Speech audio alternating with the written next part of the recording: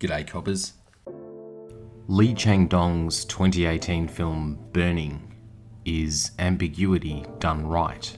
The film follows a clear narrative, has close to a typical 3-act structure, and a gripping central mystery, namely what has happened to Hai-mei, the object of our protagonist's affections.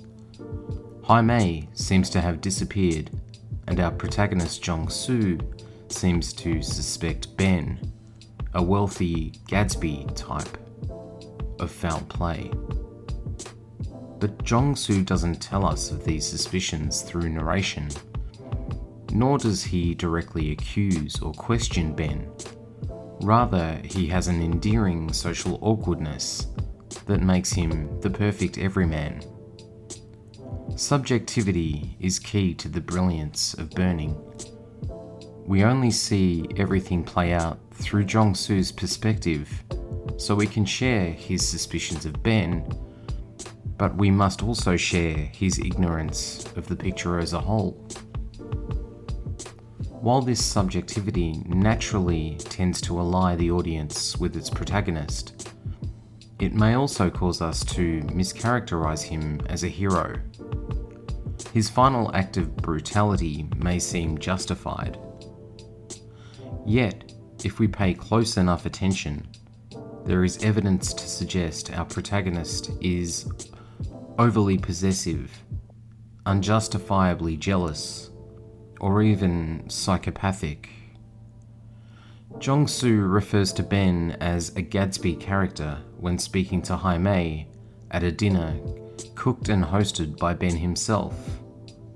This reference could be taken as a statement on the class divide so prevalent in South Korea and baked into the core of so many Korean films, this one no exception. Surely, Ben's wealth adds to Jong-seo's suspicion of him. Yet the Gatsby reference is also telling in that Fitzgerald's novel is famously subjective. Scholars have long mused on how reliable the novel's first-person narrator, Nick Carraway, truly is.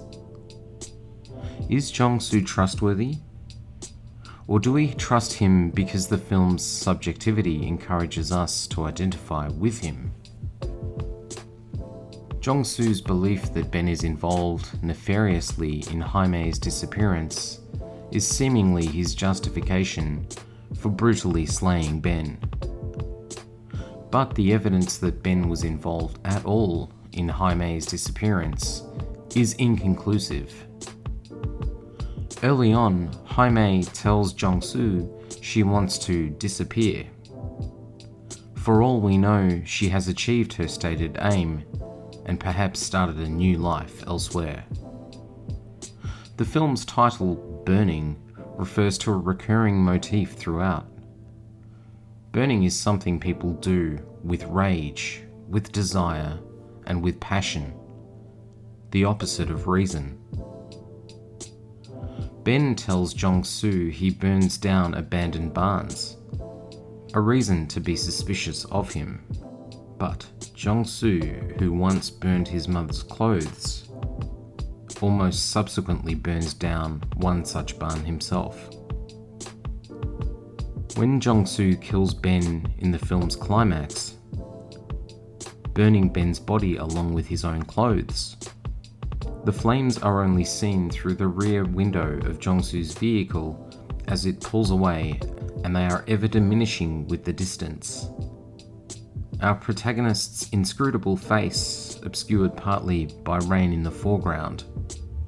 This final motif echoes the sunlight which comes in only at a certain time and for a short while into Hai-mei's tiny apartment, an apartment in which she must have felt trapped.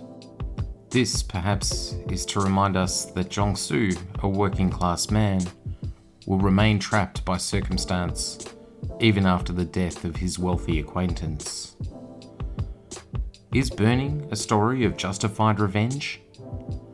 Is it the subjective view of a maniac justifying his own violent act to himself and by extension, us? Is it an analogy for the class divide? The genius of Burning is that it can be all of these things. Ambiguity in art mirrors the real experience of life. Burning is a work of art.